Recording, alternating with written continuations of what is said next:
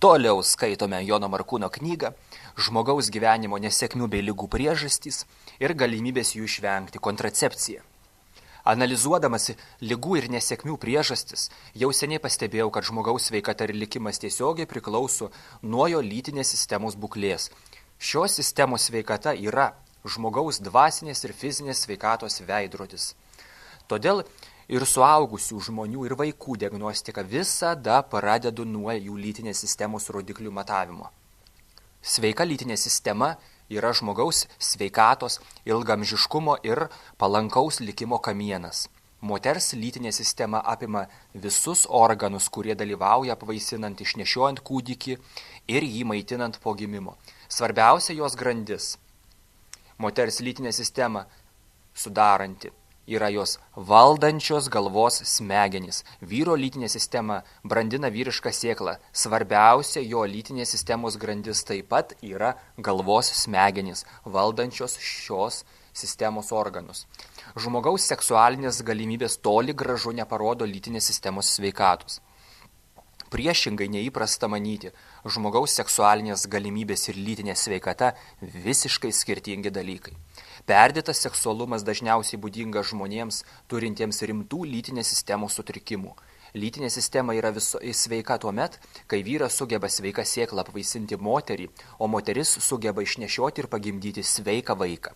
Pažvelgus giliau ir išmintingiau, galima pasakyti, kad visas organizmas orientuotas į sveikos gyvybės pratesimą, dar tiksliau išsireiškus, visas žmogaus organizmas dirba lytiniai sistemai, kad žmogus galėtų susilaukti sveikų palikuonių. Tokie jau tie visatos dėsniai, jie būdingi ne tik bakterijai, uodui, musei, liūtui, drambliui ir kitiem gyviam, bet ir žmogui.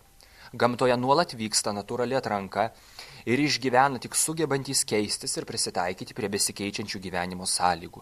Žmogusgi dažniausiai susižavi kai kuriais iš pirmo žvilgsnio atrodančiais teigiamais savo proto rezultatais, kurių pasekmėms po tam tikro laiko išryškėjus. Padėtį ištaisyti tampa nebeįmanoma. Štai vienas iš jų. Norėdamas pasimėgauti seksu, žmogus sugalvojo daug apsaugos priemonių, kad seksas liktų tik malonumu ir po lytinio akto neatsirastų palikuonių. Niekas nesusimąstė ir net neįtarė, kokios bus to pasekmės. Gydytojai ko nuoširdžiausiai patarė, kokius kontraceptinius preparatus geriau vartoti. Moterys tarpusavy dažnai aptarė praktinės išbandytų preparatų galimybės ir patarė vieną kitai, kuris iš jų veiksmingesnis. Vyrai savo ruoštų numoja ranką ir pasako moteriai, čia tavo problema. Pabandysiu glaustai paaiškinti, kokios problemos kyla naudojant kontraceptinės priemonės. Pirma, vienu metu vartojant įvairias kontraceptinės priemonės ir kitus vaistus, dėl jų tarpusavio nesuderinamumo gali atsirasti stiprus žalingas poveikis sveikatai. Noriu atkreipti medikų dėmesį į tai, kad vaistų tarpusavio nesuderinamumas yra žymiai didesnis negu atrodo ir yra ištyrinėta. Farmacinės kompanijos tyrinėja vaistų veikimą, jų šalutinius poveikius. Vaistų anotacijose dažnai pateikiami duomenys ir apie vaistų tarpusavio sąveiką, tačiau šie duomenys dėja nėra išsamus. Ir vargu, ar jie gali būti išsamus ir operatyvūs, kai kasdien į rinką metami vis nauji preparatai. Taigi, skiriamų vaistų suderinamumas dažnai tik gydytojo nuojautos, paremtos žiniomis ir patyrimu. Ir arba jo sąžinės, tai yra ar gydytojas įdėmiai skaito anotacijas ir ar apskritai jas skaito klausimas. Antra, vartojant medicininius preparatus nuo pastojimo, nusilpsta moters lytinė sistema, o kartu silpsta ir sveikata. Ypač žalingi hormoniniai preparatai. Jie susilpina lytinę sistemą tiek, kad moteris kurį laiką būna nevaisinga. Žmogaus imuninė sistema sutvarkyta taip, kad ji kovoja su bet kokiu blogiu. Taigi moters imuninė sistema daro viską, kad įveikti tą preparatą ir ji vėl taptų vaisinga. Dažniausiai taip ir įvyksta, kai moteris pastoja, nors ir vartojo vieną ar kitą preparatą. Įvykus apvaisinimui iškyla rimtas pavojus, kad dėl kontraceptinių preparatų susilpnintos lytinės sistemos vaikas įsčiose vystysis ne visavertis ar net nepavyks jo išnešioti. Daugiau nei 65% kontraceptinės priemonės vartojusių moterų nesugeba išnešioti net pirmo vaiko. Net nutraukus vartoti kontraceptinės priemonės, metus ir ilgiau išlieka didelė persileidimo tikimybė. Moterys sugebėjusios išnešioti kūdikį dažniausiai tik su medikų pagalba pagimdo anksčiau laiko. Taip atsitinka 3 procentam jaunų mamų. Jų vaikai be išimties turi fizinės ir dvasinės sveikatos problemų ne tik vaikystėje, bet ir visą likusį savo gyvenimą. Liūdniausia, kad tos pasekmės persiduoda ir jų palikuonims. Jei pastojimas įvyksta naudojant kontracepciją, apie 90 procentų vaikų gimsta su dvasiniais ir fiziniais sveikatos pakenkimams.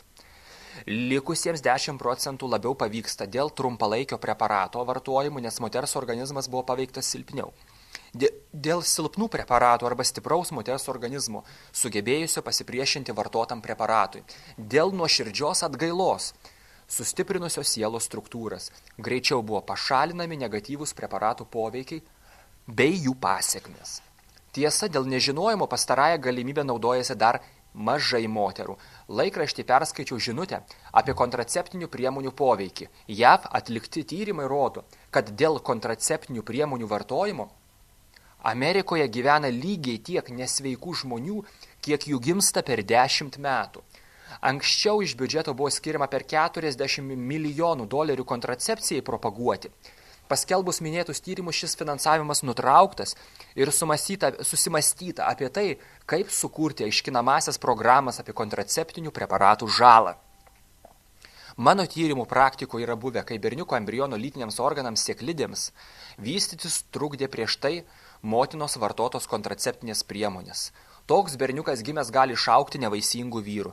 Taip pat esu skaitęs, kad kai kuriuose Europos šalyse net 30 procentų vyrų yra nevaisingi arba turi kitokią lytinės sistemos negalę. Manau, kad tai daug priklauso, kiek ir kokias kontraceptinės priemonės vartojo jų motinos, vengdamos nėštumo. Mūsų klubo narė atnešė iškarpą iš laikraščio su straipsniu Baisusis moterų šlapimas. Pateikiu jo tekstą. Anglijos upėse žuvų patinai keičia savo lytį dėl kontraceptinės tabletės vartojančių moterų šlapimo, kuris gali būti ir viena iš priežasčių, kodėl vis daugiau anglų vyrų tampa nevaisingi. Nerimas dėl kelis dešimtmečius mažėjančių spermos kokybės rodiklių dar padidėjo po to, kai valstybinės aplinkosaugos agentūros tyrimai parodė, kad dėl vandens taršos pusė žuvų patinų Anglijos upėse mutuoja ir keičia lytį. Vyriausybės finansuotais tyrimais nustatyta, kad Anglijos upes, kurios patenkina trečdalį šalies geriamojo vandens poreikio, teršia nepaprastai stipriai veikianti moteriško hormono estrogeno forma, randama kontraceptinės tabletės vartojančių moterų šlapime. Aplinkosaugos agentūros tyrimas, kurio išsamus duomenys bus paskelbti vėliau, gali paaiškinti, kodėl šalyje nuolat prastėja vyrų spermos kokybė, nes baisusis šlapimas patenka ir į geriamąjį vandenį.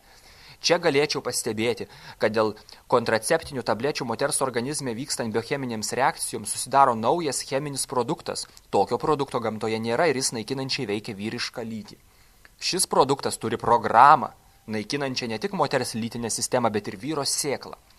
Manyčiau, kad dėl vyrų nevaisingumo kaltos ne tik kontraceptinės tabletės, bet ir kitos problemos aprašytos visoje knygoje. Aš daryčiau tokias išvadas. Jei nenori pakenkti savo sveikatai ir aplinkai, nevartok kontraceptinių preparatų. Jei nori turėti sveikus vaikus ir tolimesnius palikuonis, nevartok kontraceptinių preparatų ir dar. Kaip jau minėjau, moters ovuliacijos laikotarpiu vykstant tuščiam lytiniam aktui susiformuoja vaiko siela be fizinio kūno. Tai dvasinės sistemos pažeidimas su visom pasekmėm. Todėl vadovaukime šventojo rašto išmintimi. Jei nenori šeimos padidėjimo, neliesk moters ovuliacijos laikotarpiu.